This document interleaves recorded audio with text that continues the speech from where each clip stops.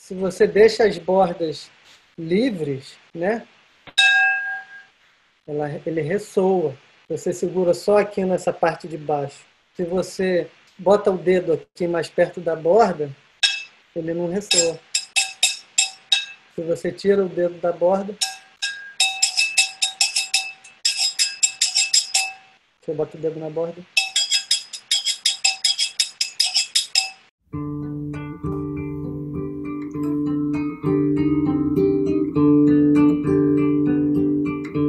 Hoje tenho a satisfação de receber aqui o Moreno Veloso. Ele é graduado em Física na Universidade Federal do Rio de Janeiro. Muita gente não sabe disso, mas ele fez uma carreira brilhante em música, como cantor, compositor, produtor.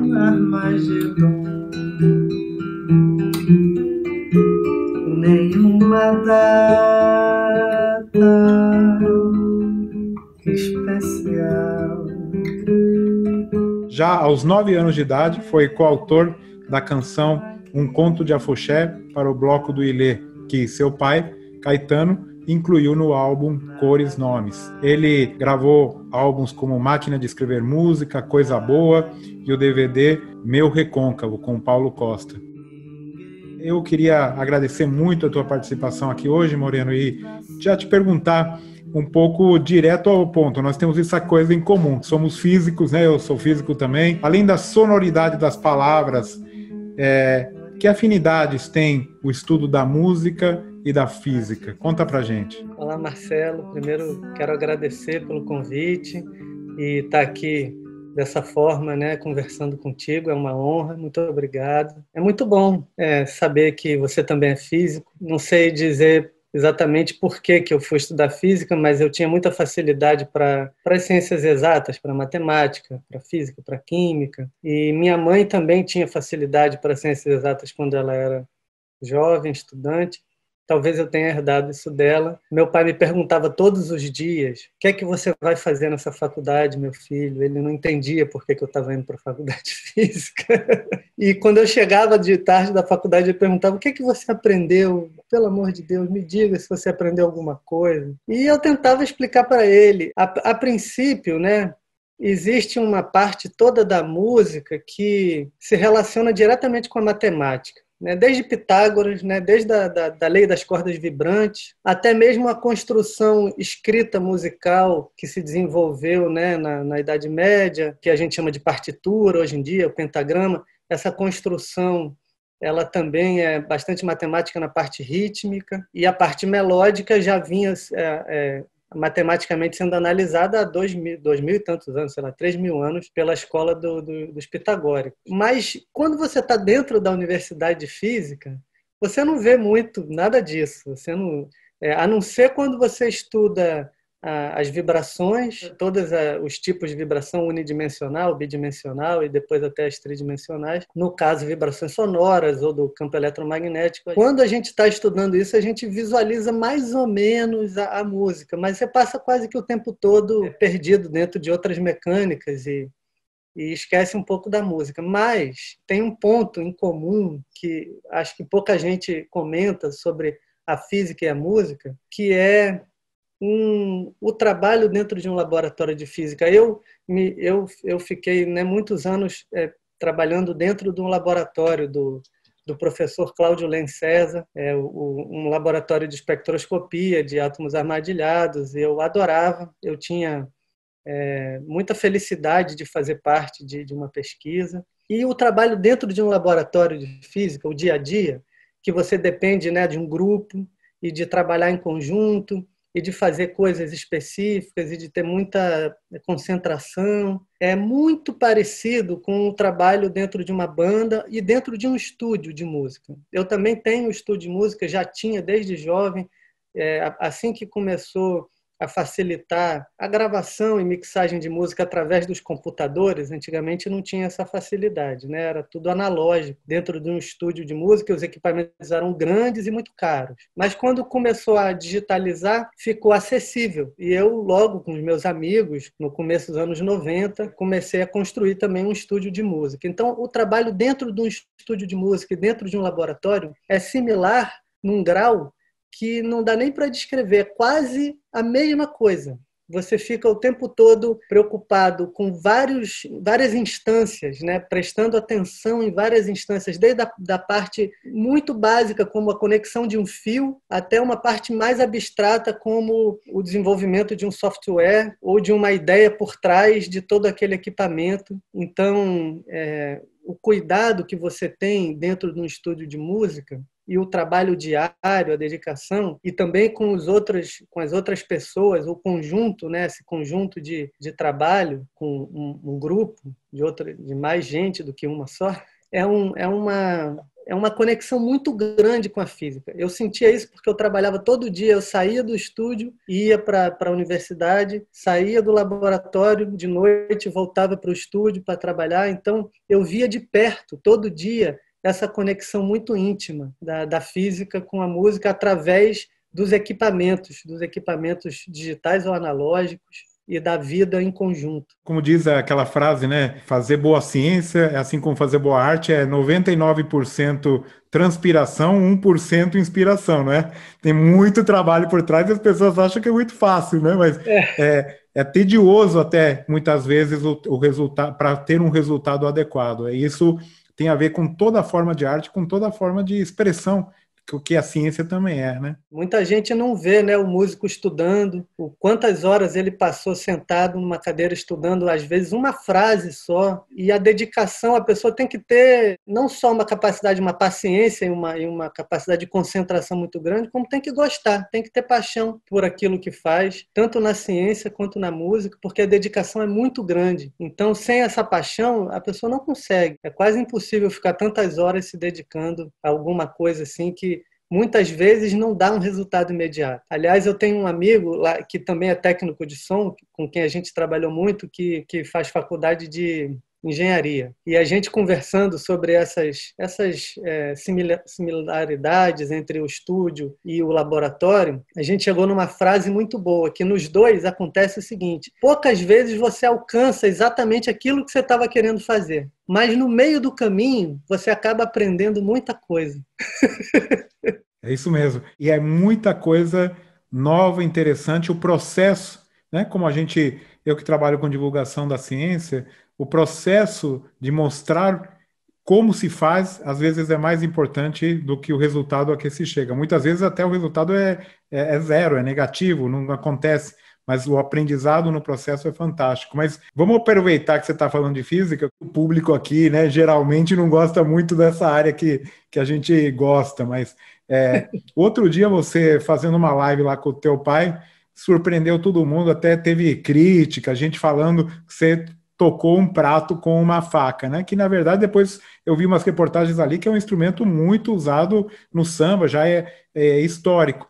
Eu queria que você contasse um pouquinho sobre isso e depois, se você tiver aí à disposição, uma palhinha para a gente discutir um pouco os modos normais de vibração, a física do prato.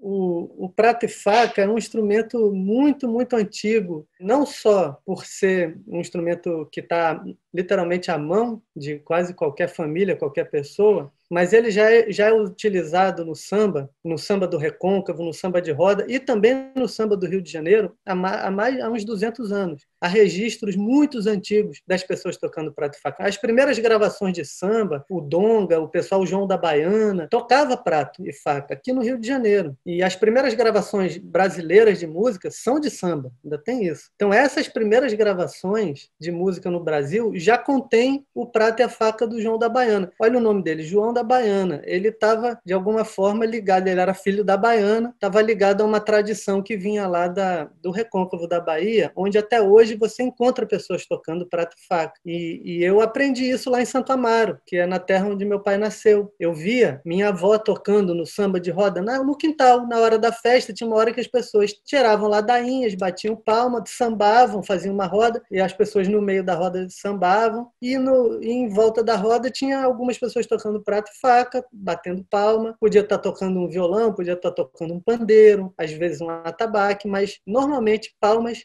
e prato e faca, e cantando, né? Fazendo um coro. Uma pessoa tirava uma ladainha, o coro todo respondia, enquanto no meio as pessoas sambavam. Isso é uma festa no quintal da casa de pessoas normais, em Santa Amaro, não tem nada de especial, mas a presença do prato e faca me intrigava desde de criança. E eu, assim que fiquei maiorzinho, no começo da adolescência, resolvi pegar em casa um prato e uma faca, assim, ó, um prato, uma faca na casa da minha mãe. Aliás, esse prato é da casa da minha mãe até hoje, porque eu testei muitos pratos.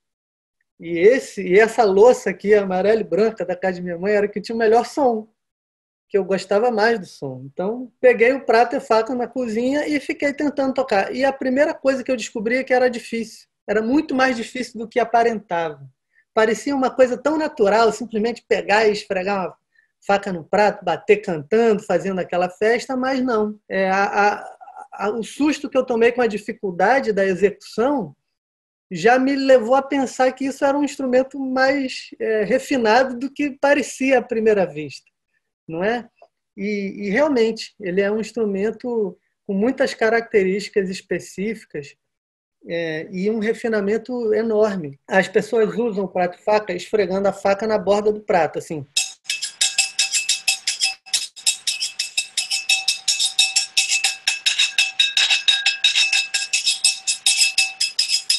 Se você deixa as bordas livres, né, ele ressoa. Você segura só aqui nessa parte de baixo. Se você bota o dedo aqui mais perto da borda, ele não ressoa. Se você tira o dedo da borda, você bota o dedo na borda.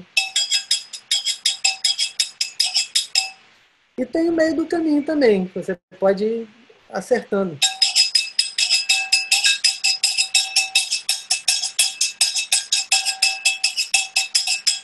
Muita gente encosta na blusa, encosta aqui no peito, na barriga, para servir também como esse dedo que abafa a borda. Então pode ser como num birimbau, né, que a pessoa encosta na camisa, na barriga, tira. Então,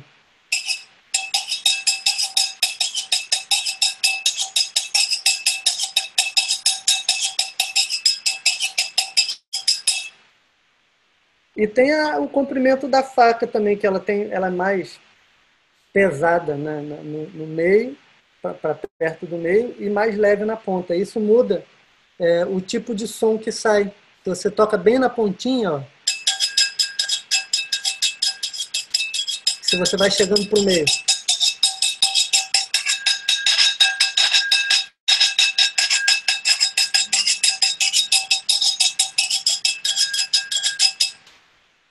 E ainda tem esse negócio do esmalte. O esmalte ele quase não tem atrito. Então, o esmalte bom e novo, e uma faca boa e nova, uma faca boa é uma faca de aço inox, pesadinha. Uma faca de prata, uma faca com muito estanho ou com cobre, não serve porque esses metais são muito moles. Então, eles grudam, eles se dissolvem. Inclusive, a faca se dissolve muito mais rápido do que a louça.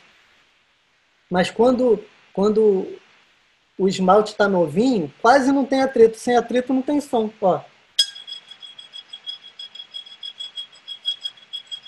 Se eu vou para o lugar que já está mais gasto.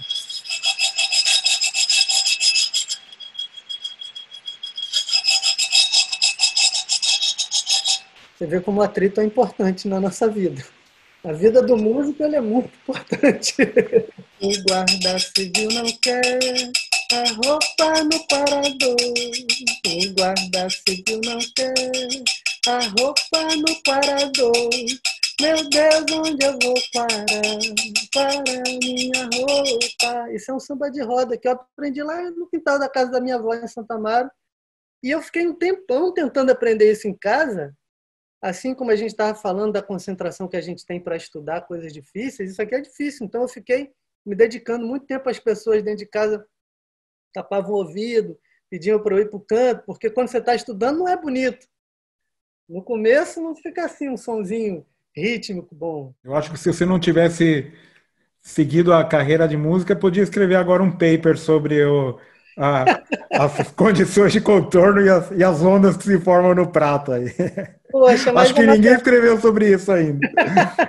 eu acho que não, levando em consideração o peso, a espessura, a massa e a característica da louça. Mas, como eu estava dizendo, o metal ele gasta muito mais rápido. A borda do prato ela vai ficando escura, vai ficando mais preta, que isso aqui é o pó do metal que está aderindo à borda. Se o pó do metal está aderindo, o metal está gastando. A faca ela começa a fazer um buraco aqui, lá pelas tantas, e você tem que pegar outra. E o peso da faca e a qualidade do metal faz com que, se a faca for de um metal muito mole, né, aquelas facas que têm estanho, o estanho é mole, ou facas que são com cobre, coisas que são muito macias, prata também é muito macio, quase que você não consegue esse som, porque é tão macio que faz ficar abafado e a marca preta fica muito mais evidente. É quase que uma borracha. A faca muito mole de prata é quase uma borracha. Você encosta, ela gruda. Então, uma faca de aço inox, por exemplo, se o aço inox for bem feito, ela é muito melhor para tocar. Muito incrível, né? A possibilidade que a gente tem aliando a física com a música. A gente aqui conversou no espaço recíproco com a tua é, companheira, colega aí que você tem trabalhado bastante, que é a Beatriz Azevedo, que também é uma estudiosa, trabalhadora em várias frentes nas artes. Conta um pouquinho a tua parceria com ela e um pouco o trabalho que você vem desenvolvendo hoje, o que você está, que tá nos teus planos para o futuro? Conta um pouquinho aí das perspectivas daqui para frente. Pois, a Beatriz eu conheci ainda no teatro, né, com Zé Celso Martinez Corrêa, no Teatro Oficina. Ela era uma das atrizes do grupo lá do Teatro Oficina e com montagens excelentes, uma coisa muito bem feita, muito profunda e bonita ao mesmo tempo. E logo depois ela me apareceu fazendo um trabalho justamente acadêmico sobre poesia, sobre literatura, sobre antropofagia, através do Oswald de Andrade, né, o trabalho dela, não sei se é o mestrado ou é o doutorado, acho que é o doutorado, né? Virou um livro muito bom sobre o trabalho do Oswald. E quando você lê o livro, você vê a profundidade do estudo dela, a capacidade dela de se aprofundar naquele tema que ela se propôs é muito grande. Não é uma brincadeira, não é uma menina brincando, não. É uma mulher com uma inteligência muito sagaz, uma capacidade de concentração e de assimilação enorme. O livro é muito bem escrito e muito bem pesquisado. Não só isso, depois ela me deu um livro de poesia, que ela já escrevia desde nova, mas só depois de mais madura que ela começou a publicar, e você vê na poesia dela quanto que a mão, a pena dela tá destra e tá profunda, né? Ela também resolveu fazer um disco, um show, e me convidou para participar desse show. A primeiro contato artístico foi já participando de um show junto com a Beatriz. E era muito bom, foi muito bom, porque a banda que ela tinha arregimentado era excelente e trabalhar com ela é livre, é interessante, é gostoso. Você está no palco com essas pessoas, principalmente com uma pessoa que tem experiência de atriz e de uma atriz do Teatro Oficina, que é uma experiência forte e livre ao mesmo tempo, é muito bom, é muito gostoso. E a parte toda da cena musical ganha muito com ela, com a presença dela. Então a gente se divertiu muito. Me lembro também do Matheus Nartingaelli, que é um outro ator, participar também do show, e depois a gente fez show. A gente começou a fazer vários shows. Fizemos shows também com o Vinícius Cantuária, um outro grande amigo, músico, que toca violão e canta, com composições maravilhosas. E lá pelas tantas a gente fez uma parceria. Ela me pediu alguma coisa para a gente fazer uma música juntos e eu mandei para ela uma ideia de melodia, de ritmo, uma música. E ela escreveu uma letra que eu achei linda, uma coisa muito importante, inclusive, para o momento. E essa nossa parceria foi gravada recentemente por ela no disco novo, que chama Agora. O título também é muito bom, porque tem tudo a ver com o que está acontecendo no país e no mundo agora. mas a nossa parceria ficou muito feliz para mim, assim, eu fiquei muito contente da gente ter feito essa música juntos. E depois fizemos uma live juntos, recentemente, um mês atrás ou 2, eu já não sei mais. A passagem do tempo está difícil, né? No meio da pandemia. Está muito difícil de entender. Aproveitando a tua participação aqui, que você recomendasse um livro, uma leitura para esses tempos que a gente está vivendo, alguma recomendação para os nossos ouvintes? Poxa, veja só, eu estava justamente, quando acontece essas coisas, eu tento olhar para a história da humanidade, eu tento olhar para o passado, o que aconteceu? O que aconteceu já tantas vezes que a gente não aprendeu? Não é possível.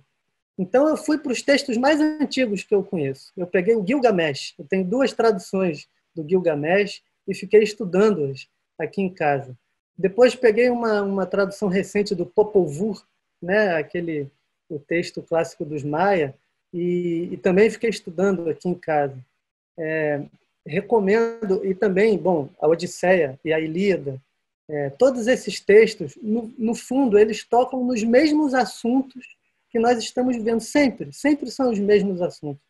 E muitas vezes a gente fica cego para as viradas históricas ou humanas ou políticas, ou mesmo naturais, né? Existem viradas da natureza inesperadas.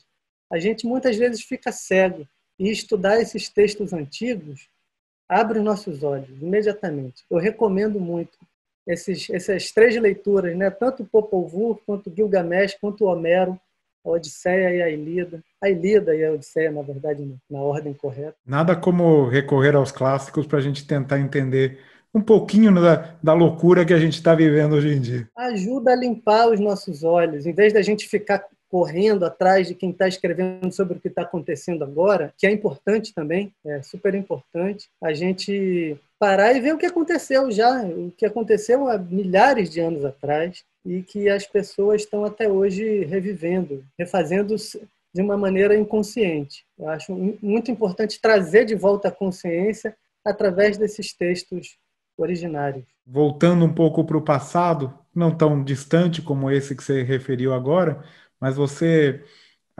aqui a gente costuma trazer um pouco das lembranças e da importância da formação, da educação, né? Eu queria que você lembrasse aqui para a gente, para os nossos ouvintes também, a sua melhor lembrança de, como você falou, os tempos vão mudando e ficando esquisitos, mas a tua melhor lembrança e a tua pior lembrança da época da graduação em física.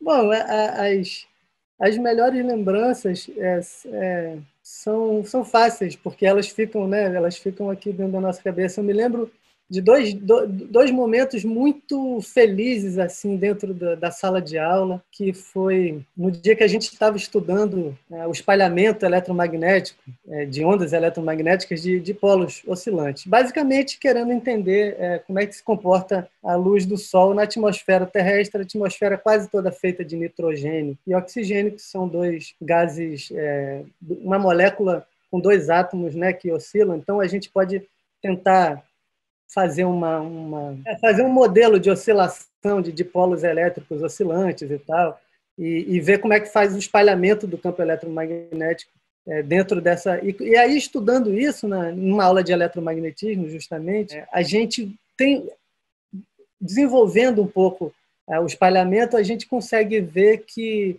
o céu é azul. Não exatamente dentro da fórmula final que a gente chegou, o céu não seria esse azul clarinho, ele seria um azul mais escuro, mais para o roxo. Mas foi tão bonito ver que o céu é azul, mesmo que no quadro negro ele fosse um pouquinho mais arroxeado do que aqui no nosso mundo real.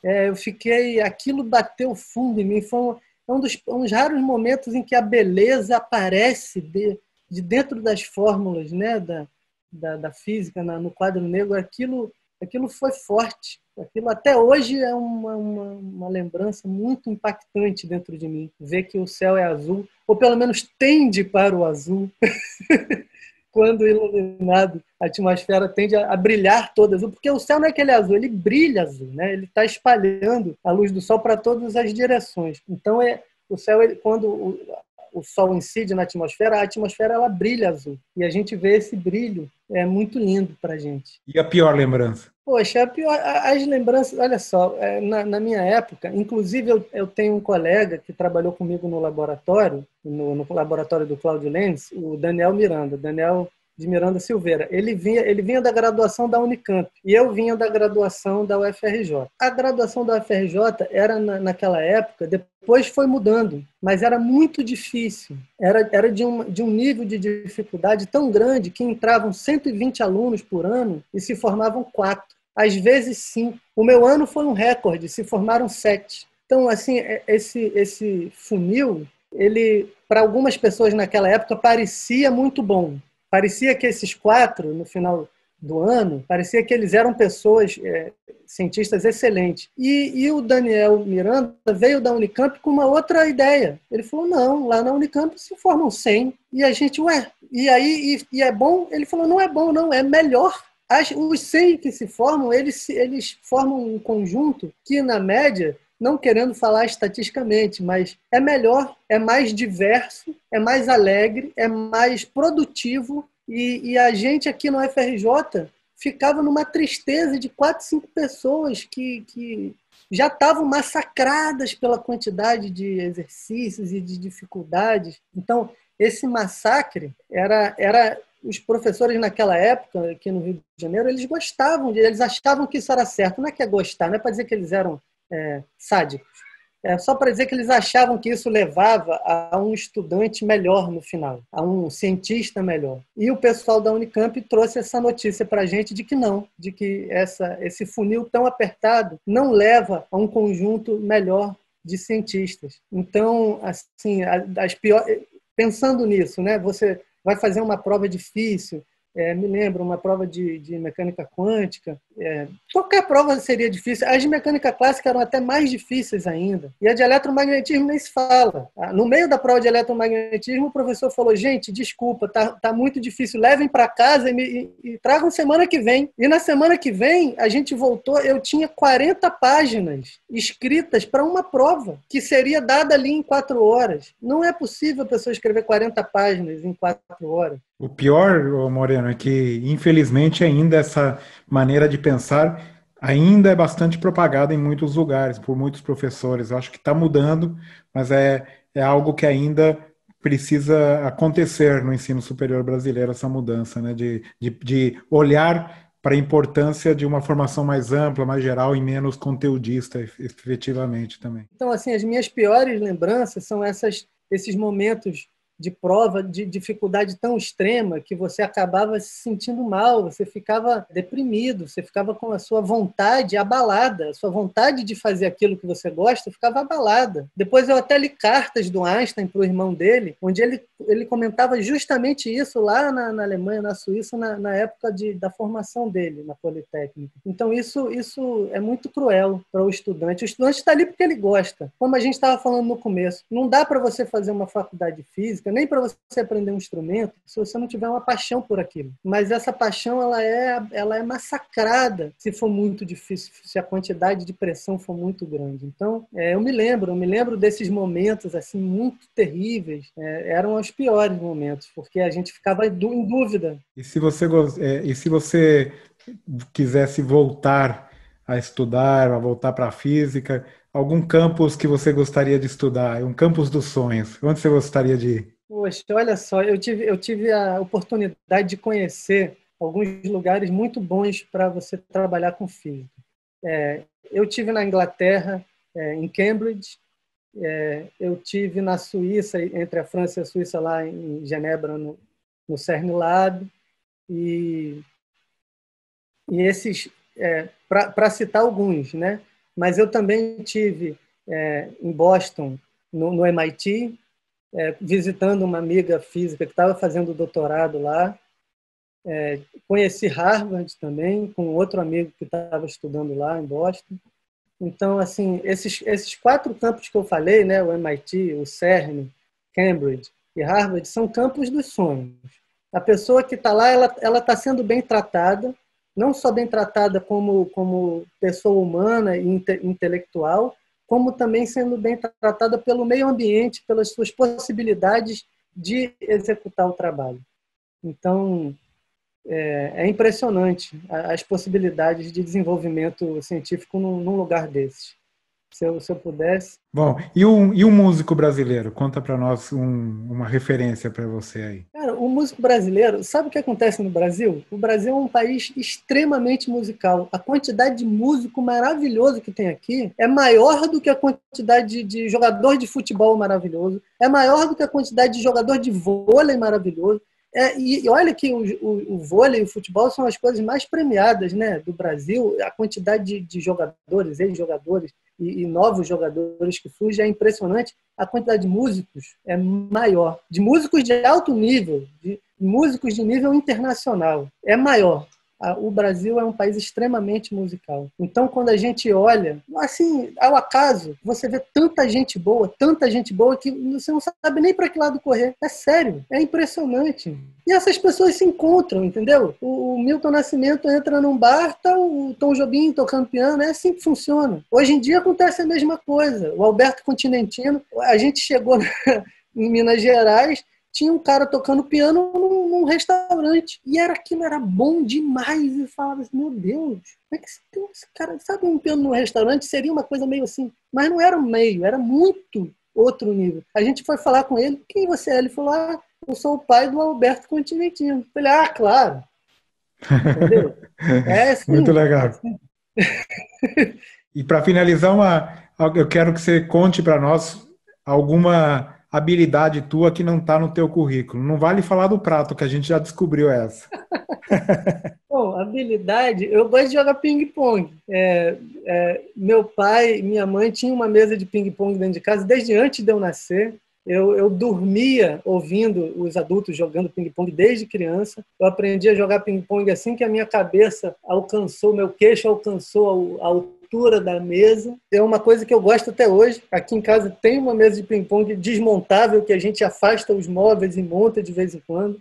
Eu e os meus amigos fazemos campeonatos. E vou dizer, muitos músicos excelentes, como o Luiz Brasil, é um dos melhores jogadores de ping-pong. A Tereza Cristina, a nossa rainha, salvadora das nossas lives, das nossas noites, ela é uma jogadora de ping-pong sensacional, é incrível. Então, assim, um talento que vocês não sabem, eu adoro jogar ping-pong, jogo desde criança, gosto, fico feliz quando eu encontro alguém que joga bem, e há muitos músicos brasileiros que são excelentes jogadores de ping-pong. Muito legal, essa eu não sabia. Muito bom.